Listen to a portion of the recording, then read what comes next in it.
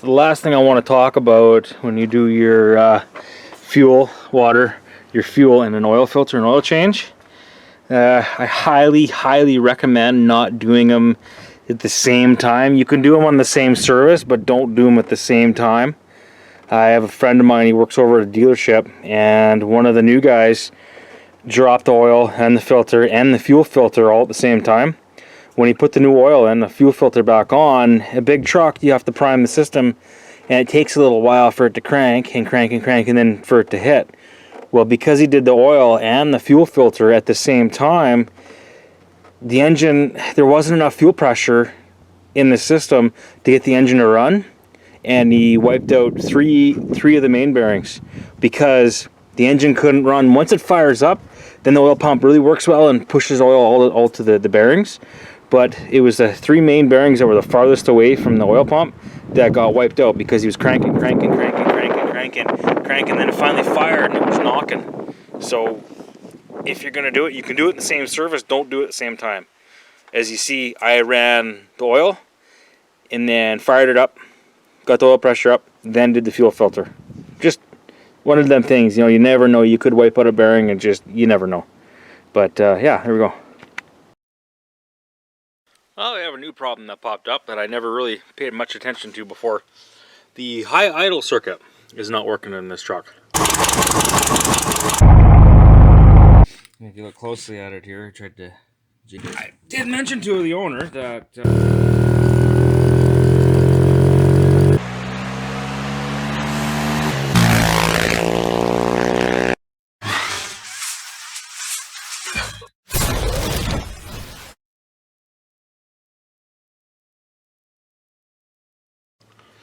so the high idle runs off this solenoid right here.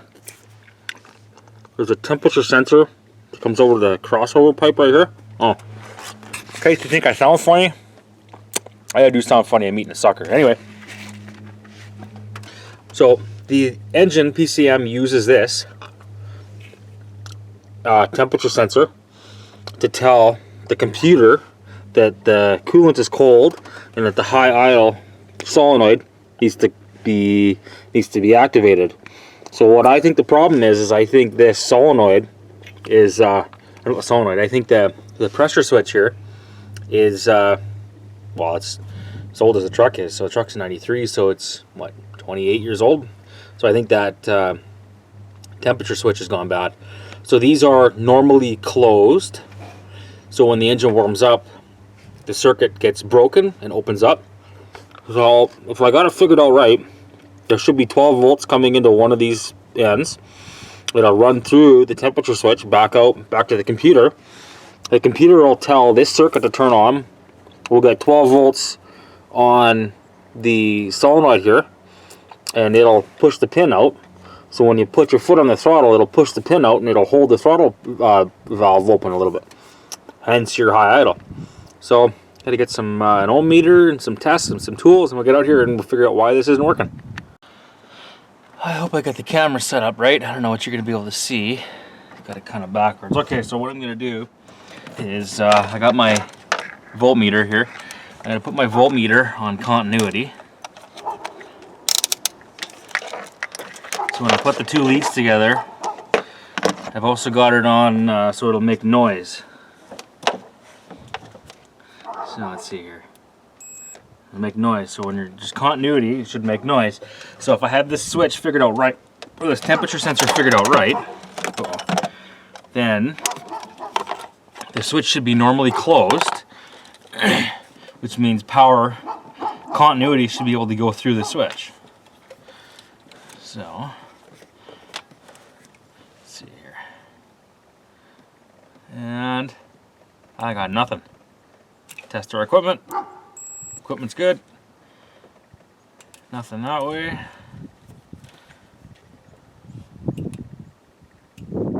Nothing that way. So I'm going to condemn this switch, this temperature switch, but I want to do some testing. So I turn the key on. One of these should be power and one should be a ground, and this should go right to the computer. So if I can test, I should have 12 volts on one of these, probably the red. then if I have 12 volts on this, then we know the wiring back to the computer's right. And then if I jumper wire from here to here, then we should have power on the actual solenoid, the 12 volts here. So if I could put a jumper wire on here and we got 12 volts here, after checking 12 volts here, then we know we can condemn the temperature switch as well as the solenoid. But I mean, like I was saying, this truck, she's a 93. She's showing her age. She's pretty old. So it wouldn't surprise me if both of these are bad, because talking to the neighbor, the guy that owns the truck, he says this hasn't worked in years. So I'm not going to condemn anything yet. We're going to do some further testing, but I am convinced that this temperature switch is gone, is shot. So I'm going to turn the key on and we'll put power. Let's see if one of these has got power. And I'll try to set up my voltmeter so you can see it in the camera. So I got my voltmeter set up. Hopefully you can see it. I'm going to go right to the battery. We're going to test our equipment. Right to the battery. 12.12. It's a little low, but that just goes to show our equipment works. Now I'm going to turn the key on. We'll see if we got power there.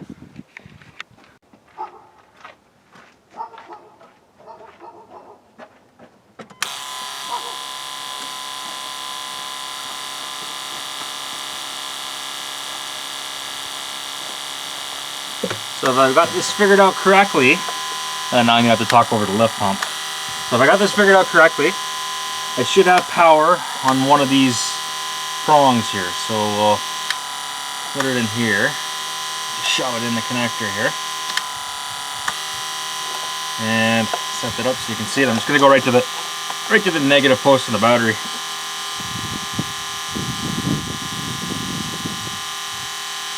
And we have battery voltage right there. So I am correct. It is a normally open switch. So that being said, I should be able to jumper these two and have 12 volts up here for the solenoid. I should be able to find a piece of wire. Oh, look at that. It's like it was there waiting for me. Here's a piece of wire. And where is my connector set? Right here is my connector set. This down here. So I should be able to use one of these blade connectors here, I'm thinking. Right here. Should be able to use a couple of these blade connectors. I'll crimp those on the line there, and we'll test out that the wiring. Alright, that should do her. Just crimped them on there. Let's go stick them on there and see if we can figure out.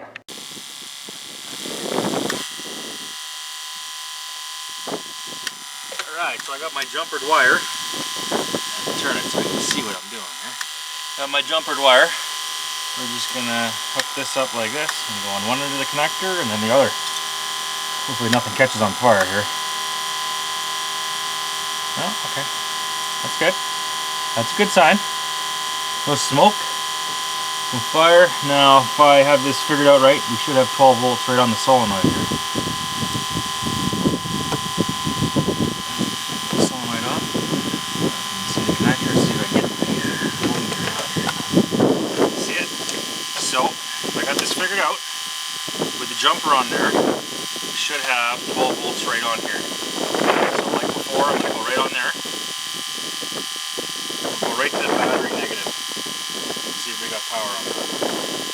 Oh, would you look at that? We got 12 volts. Close to it. So if I take one of the jumpers off, it should interrupt that circuit and that power should go away. Yeah, just like that. So I'm going to say it's a bad temperature switch. But I wonder though why that solenoid's not coming on here. Jumper back up.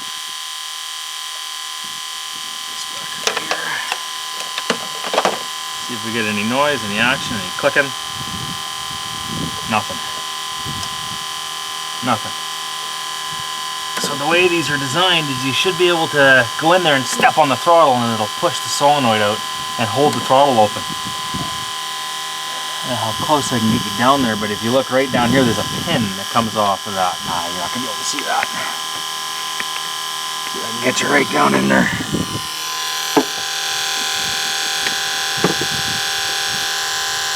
Can you see it there? So I'll wiggle it here on this side. You can kind of see the throttle stop right here, right? And there's a pin where my thumb is on. My thumb is on the pin. So when you stomp the throttle, it'll push this back and the pin will come out. It'll come out and hold that throttle open. So I want to pull that. What would it take to get that off of there? A couple bolts, maybe one down there.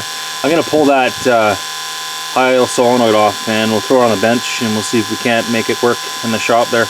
Maybe it hasn't had any power to it in such a long time that it just needs a. Could be just stiff. I know I can't. This is the other end of it. I can't seem to push it in. Okay. Okay, now to shut off that noisy lift pump. Come back when I got it taken off and in the shop.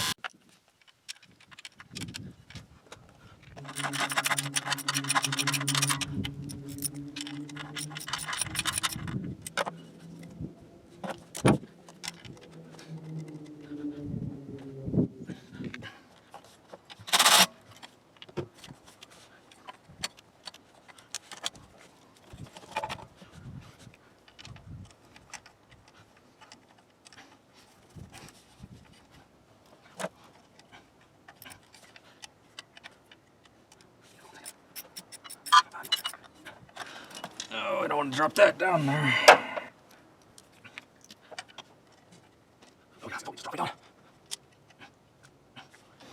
Oh no. Well, that's gone forever, never to be found from again. Oh dear. Okay, I'm gonna need a wrench for that other one. Oh, thankfully we have these wonderful inventions known as magnets. I got it. Excellent. Okay.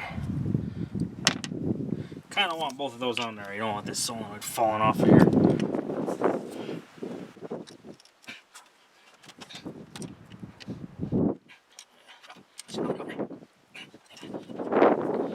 Alright, gotta find out a wrench. So there's my very much redneck setup. I got this little power sports battery. I've got a power wire hooked up to the solenoid. I got a ground. Ground's usually yellow, right?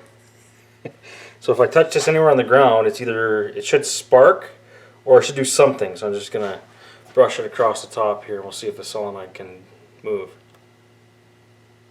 No. Oh, hey.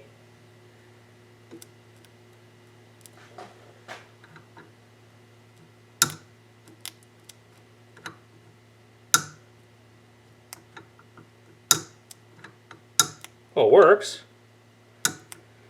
So I wonder, why doesn't it go any farther? It should go quite a bit farther than that.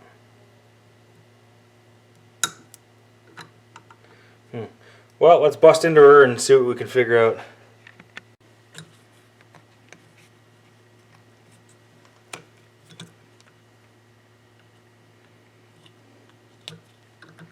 Ooh. That's looking pretty grody inside of here. How would we get that out of there, I wonder? Could we even get that out of there?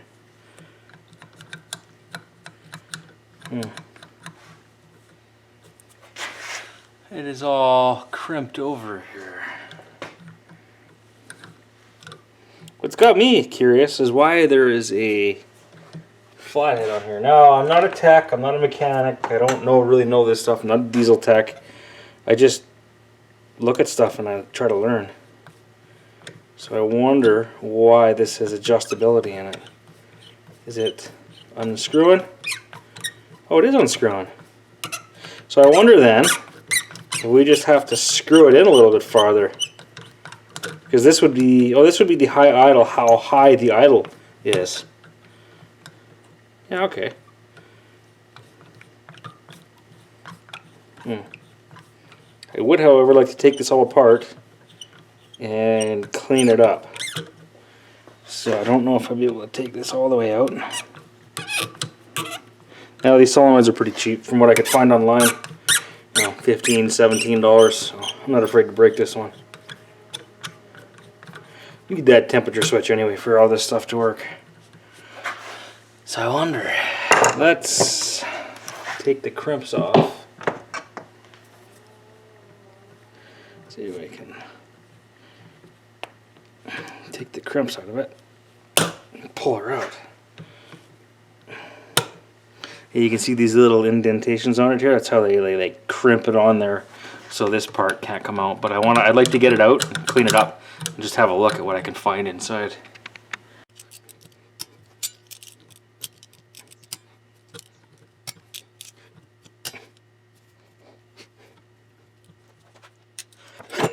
Well, I've been playing on it, and and I believe what the problem is that the plunger here was not adjusted right, because it only moves this far, right? So that's how much it's going to open the throttle plate. But it wasn't even touching. So, and this is the adjuster on it, which is quite noisy. So you can back it all the way off for your application or your throttle. I imagine it's multiple different units, but I think that's probably what my problem was. You can back it right off and then you can set it up. So I'd love to spray some electrical contact cleaner in here, but I don't have any. So I'm just going to try this again here with the power. See if I made things a little looser goosey by messing around with it.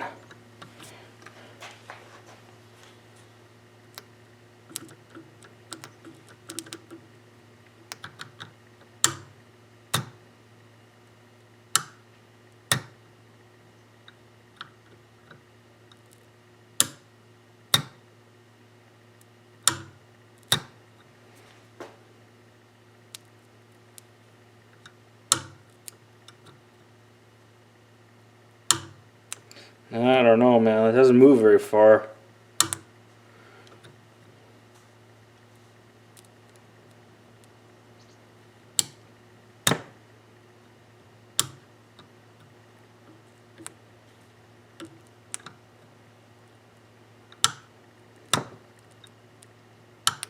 No, I think the solenoid's toast. I don't think that's going to work at all. Yeah, I did a little more cleaning on it. I got it working fairly good now. Works every time.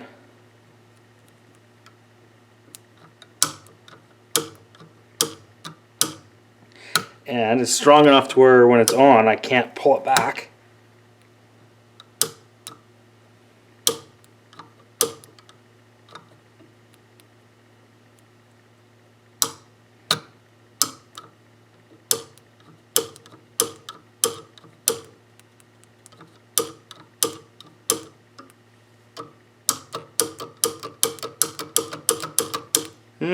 Redneckery for the win. So I got her back on there.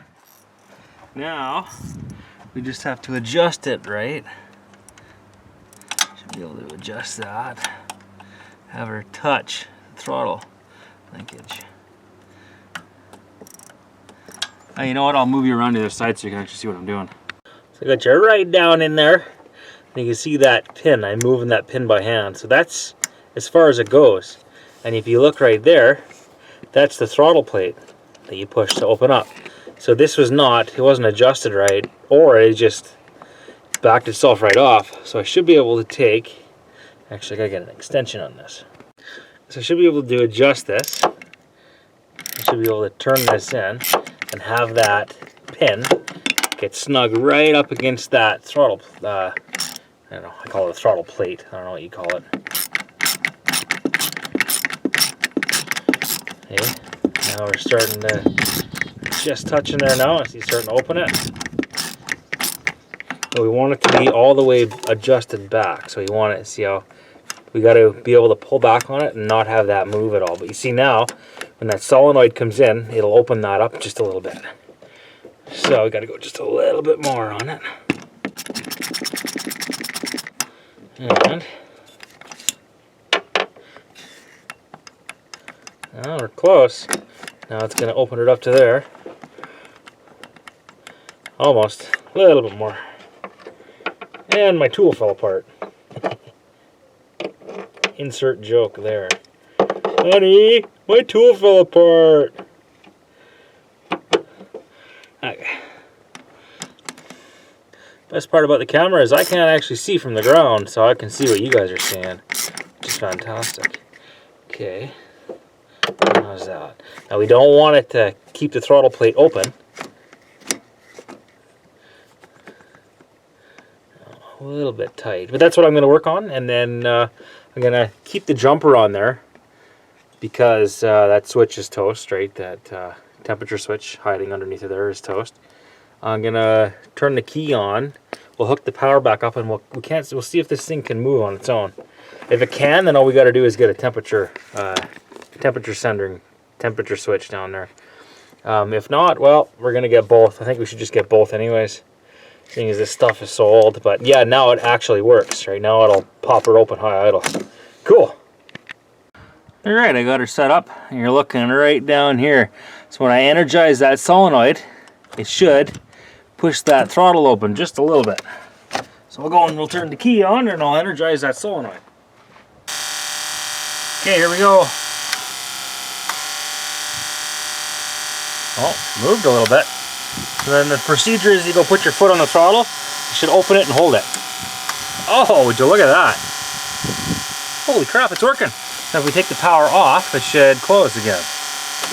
Oh, right on. All right then. Uh-oh. Oh boy, there was the lift pump. Okay, so I got it energized again. Put your foot on the throttle. Ooh, look at that, and it opens it up and it keeps it there. Right arm. Take the power off, and it works. It goes all the way back. Hopefully she goes all the way back. Well, now you got to test her with a running engine. Cool.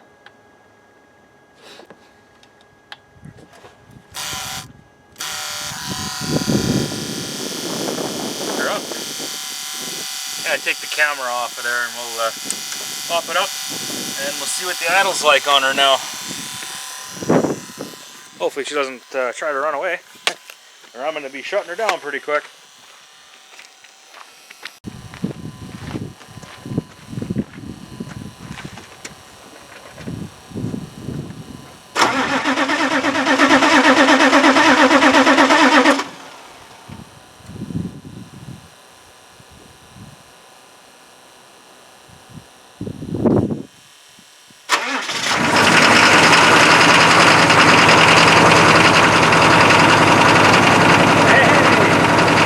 Sounds like a high idle to me.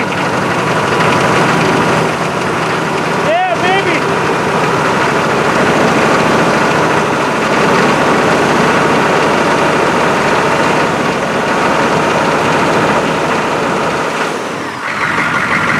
Woo!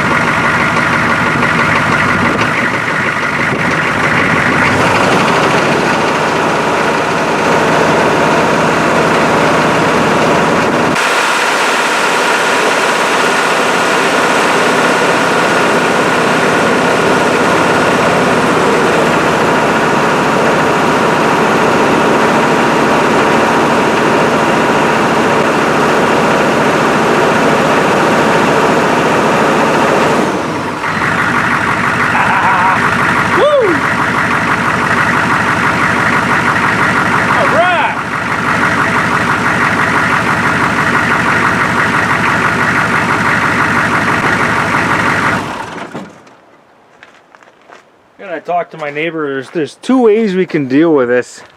We can go and we can buy that temperature switch for there. We can buy that temperature switch, or we can just put just like an on-off switch on it, and we just run power through here, and I can just run some wires into the cab of the truck, and we can just have an on-off switch for it. But yeah, that hasn't worked in years. Sounds like she's working good now. Alright, let's chop that up for a win. So at least we know the solenoid works. It's pretty crusty, pretty gross, but yeah, right on. The old 6.5, Rattly 6.5, she's been around the block. Yeah, right on. I don't know if you can see, but there's still kind of a cloud of blue out here. I know I can. Alright, this one's done. Right on. So if we do get the part, if he does decide to do it that way, then I'll tape that. If not, well, whatever, we'll just put the switch in and I'll tape that too. Right, because the power is already comes to here. I think the power already comes to there, so I could just run a normal, toggle switch, on-off switch, then shut it off when we want it to idle out. But right arm.